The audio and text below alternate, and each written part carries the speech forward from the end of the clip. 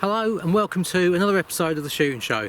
This week we're going to be having a look at the new Pulsar C50 supplied by Thomas Jacks.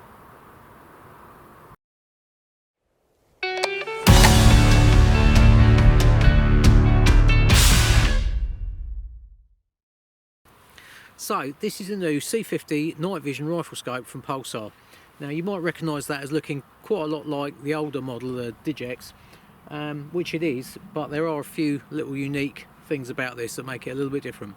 First of all, you've got all the kind of standard features that you expect to find on a Pulsar scope, such as picture-in-picture mode, one-shot zero, inbuilt recording, stream vision app, those kind of things, various reticle options, all the kind of standard things you'd find on a scope. Pulsar always seems to cover that.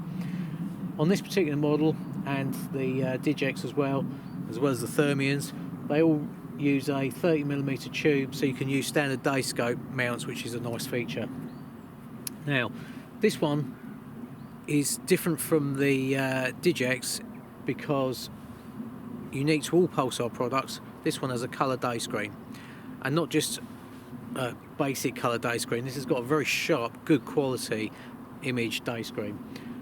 You've also got like a dusk mode on here, which gives you a colour image in very low light, where probably most normal night vision scopes you would have a fairly clear daytime image, particularly if they've got a colour screen, but then you'd have this period sort of dusk time before the IR really had any effect on the picture, whereas this will make use of any available light and give you a colour picture right up to the point where you need to switch to infrared. So the scope itself utilises all the same sort of controls as what you would find on the Digex. The only difference is you've got your front focus here, like the Digex, but there's an extra ring just in front which switches it to between day and dusk mode. Then to switch to night vision, it's a press of the power button. So I'm not going to spend too much time talking about this scope because it's already kind of dusk, so I want to get some footage for you so you can see what it's like now, and just kind of monitor that as it gets darker. And also I still need to zero it, and then hopefully we can get out this evening, knock over a few rabbits perhaps, and I've also got a pesky fox in the garden which I'd like to take care of, so I might well be able to use this setup for that tonight if I'm lucky. So I'm just going to do a quick initial zero, about 30 yards, and then I'll push the target back a little bit more.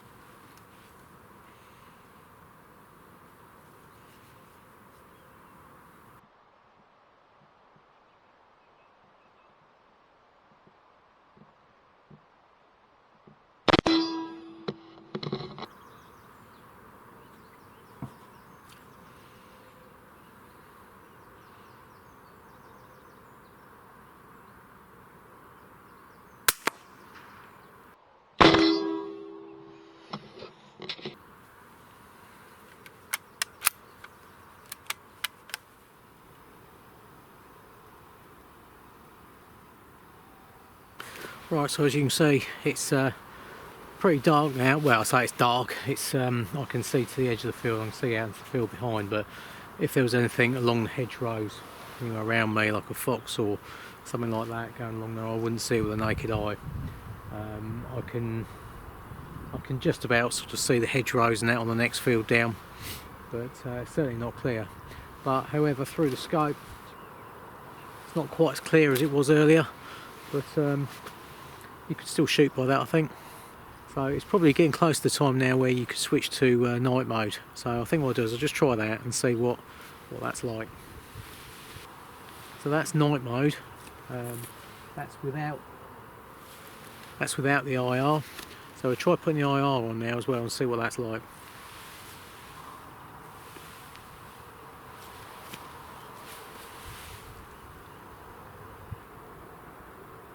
It's actually a little bit further than I thought. It's about 115 metres to that gate.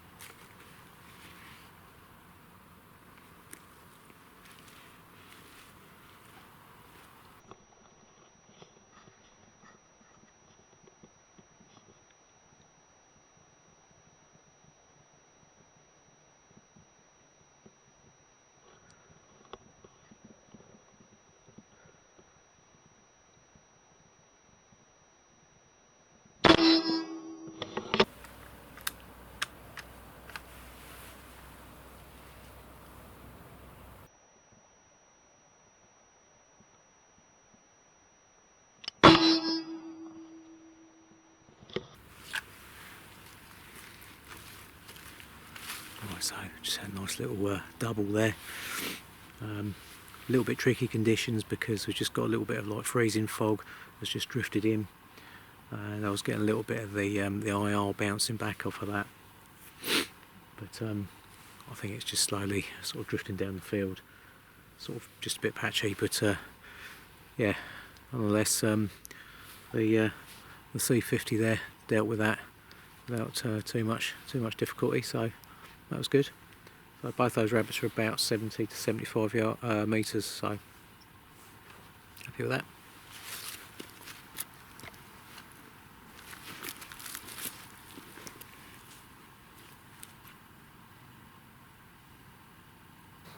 Right, so I've had a little walk around the field and knocked over a couple of rabbits. The ranges have been sort of 70-75 metres on all of them.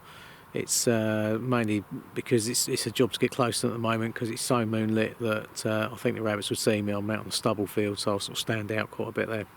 But anyway, yeah, I've had a few rabbits, so I'm pleased with that. So it gives you an idea of what the scope is capable of. Spotted a fox just then as well out the back there.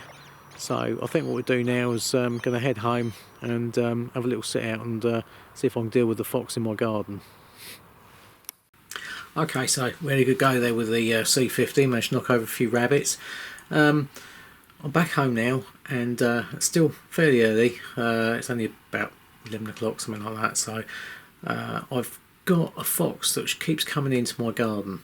Now, it's not really ever been a problem before, and to be quite honest, it's been quite handy because I've been using it for a bit of video footage and stuff like that. However, the other evening, we let our dogs out into the back garden. We've got a couple of very small little lap dog things that the missus got.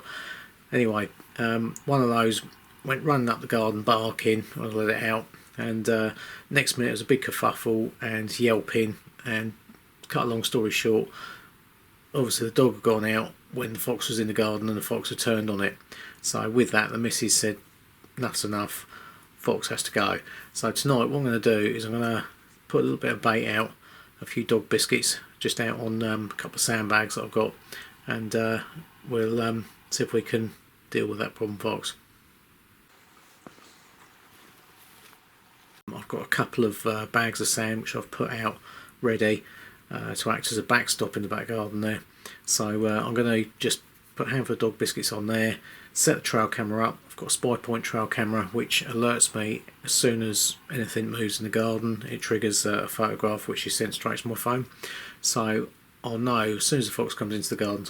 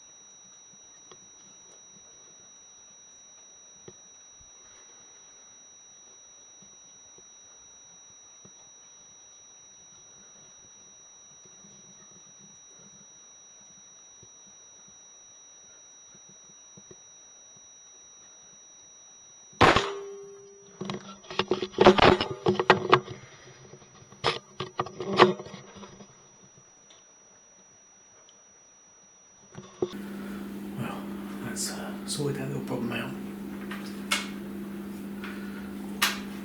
Right, let's go and have a look.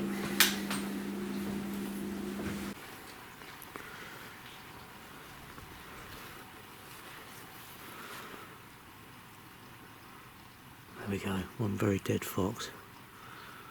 Right over the bait, perfect.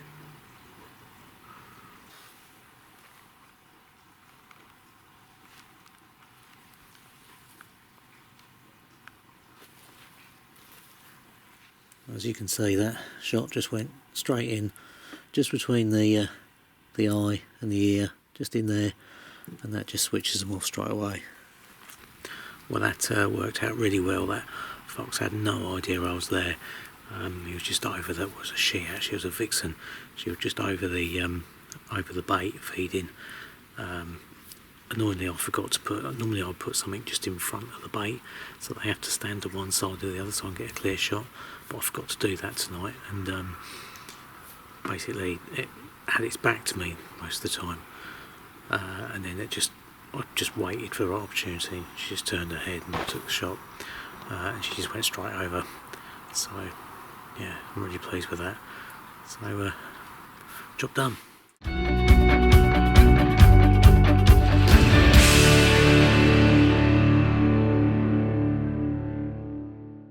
So I hope you enjoyed the episode, and for more information on the Pulsar C50, contact Thomas Jacks. And remember, if you're not already a member of BASC, it is time to join. Thanks for watching.